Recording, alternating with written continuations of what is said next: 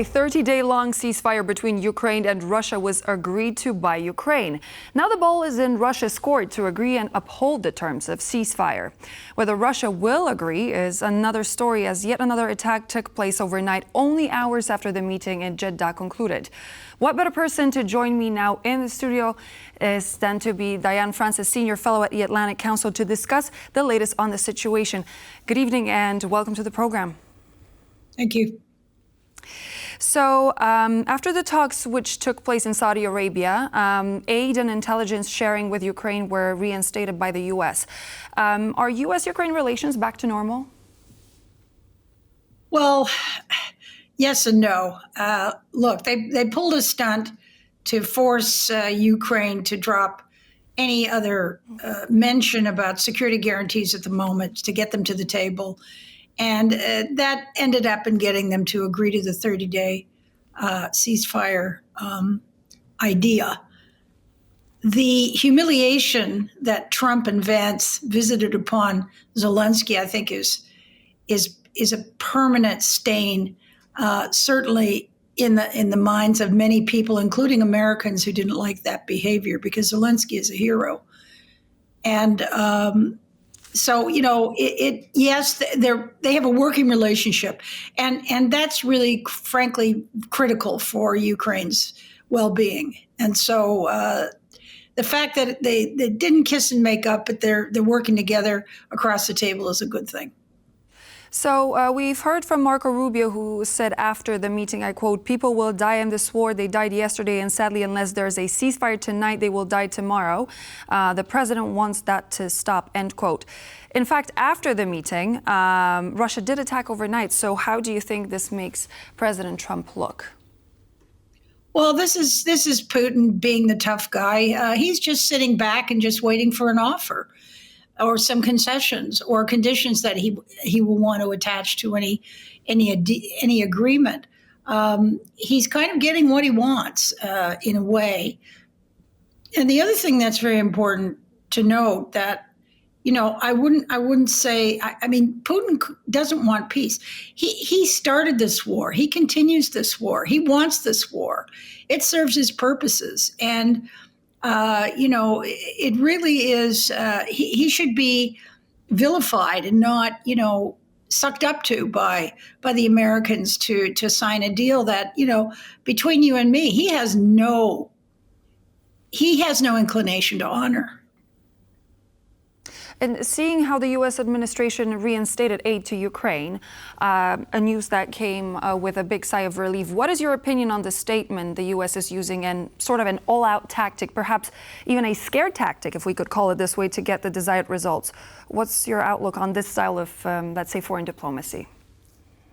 Well, listen, I hope that the strong arming, although I didn't like it, of Ukraine and pressure on or whatever concessions I guess they've had to give Putin works.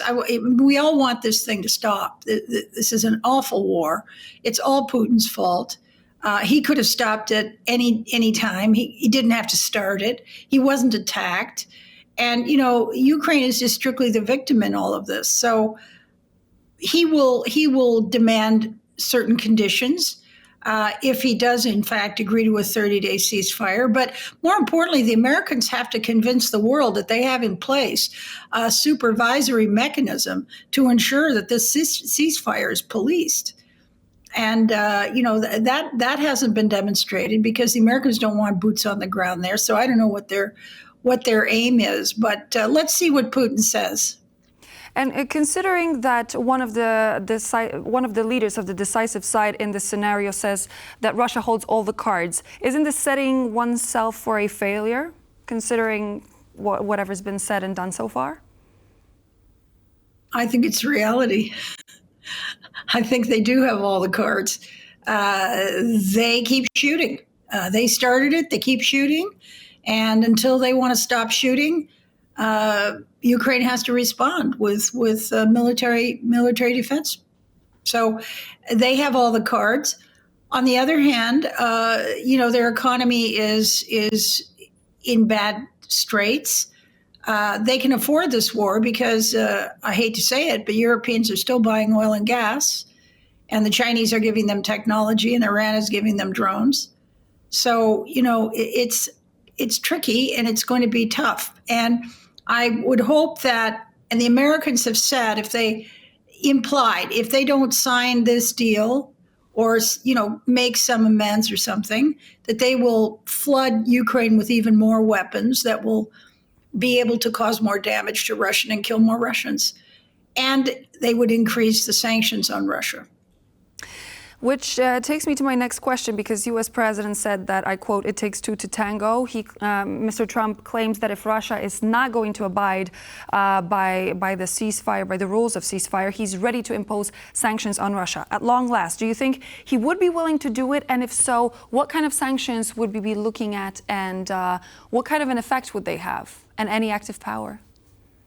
Well, no, he must now. He already has huge sanctions on Russia. He's talking about doubling them and tripling them.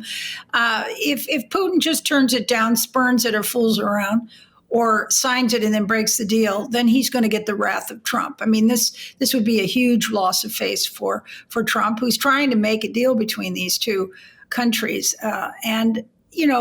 I think that there's no question in my mind that Trump is a tough guy. He will just come down hard. He will flood Ukraine with weaponry, and he will double or triple sanctions and really hammer home to Putin that he's got to stop this. We've heard from Marco Rubio. He suggested that for a ceasefire to be reached, Ukraine would have to give up some land lost past 2014.